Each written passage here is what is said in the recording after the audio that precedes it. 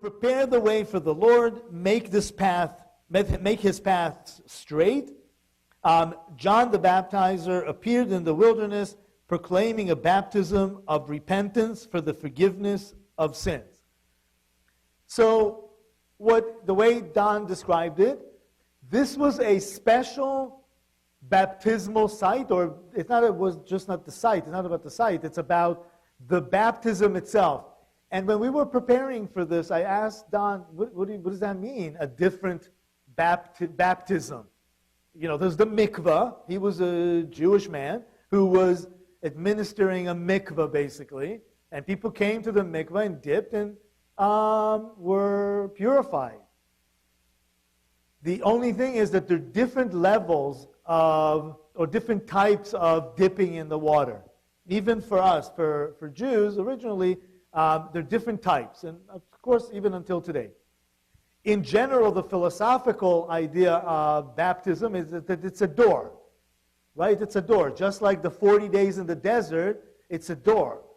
40, the word 40 in Hebrew, the letter that represents 40 is mem, and it's in the middle. And the letter for 4 is dalet. Dalet is a delet, is the same word as door, which means that the baptism is a door. Baptism, just like the physical baptism, then the 40 days in the desert was the spiritual baptism. And there are baptisms that are one-way door and baptisms that are revolving doors. And this is the main difference in the philosophical view of the mikvah. So for example, what is a one-way door? Conversion.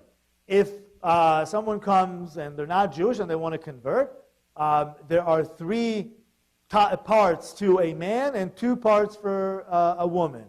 For a woman is to go to the mikvah, to dip in the mikvah, and to be willing to accept the burden of the Torah, of fulfilling the commandments, to be committed to this lifestyle.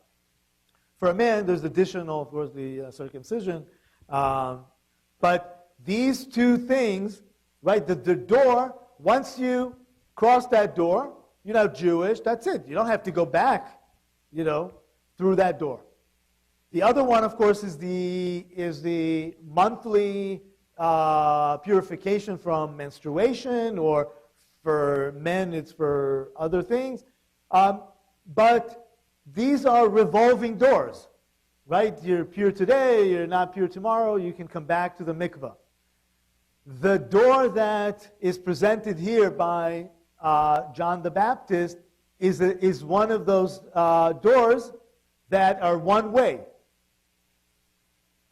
You enter through it and you're in a different place.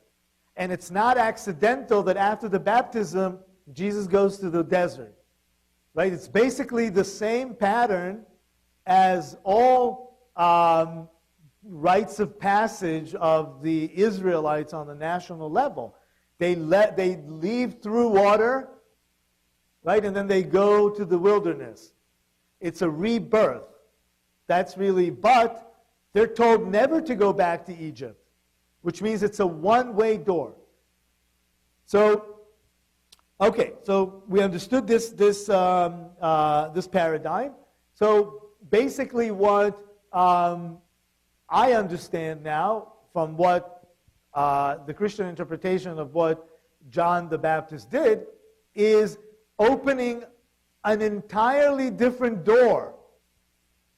It was one of those one-way doors, but it was to a totally different reality. It's almost to step up to the kingdom of heaven.